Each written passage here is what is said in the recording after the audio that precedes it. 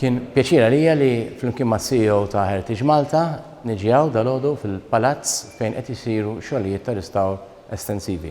Fil-fatt, nasabu l-ewwel darba illi ristawr ta' dan il-palazz qed isir mod komplut u mod holistiku. Għaliex importanti li jsir dan ix-xogħol. Dan il-palazz huwa l-ikbar palazz tal-ordni fl-Ewropa, għandu wkoll l-ikbar u l-iktar armerija kompluta tal-kavallieri fl-Ewropa. Allura dan huwa attrazzjoni massima għat-turiżmu plus jagħti lil Malta dak il-prestiġju li jistoqilha.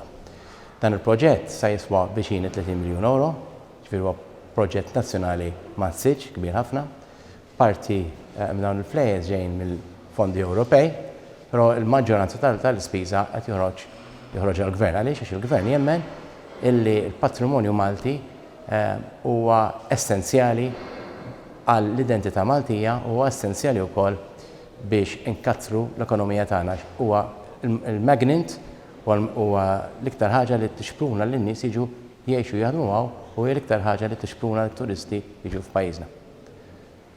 Ikolli ngħid li impressjonat bil-professjonalità ta' kif ix-xogħol qed isir, kemm dak li huwa xogħol strutturali, kif huwa dak xogħol tal-ristawr tal-arti fatti li għandna hawnhekk u tal-murals li għandna, impressjonat bix-xogħol u professjonalità.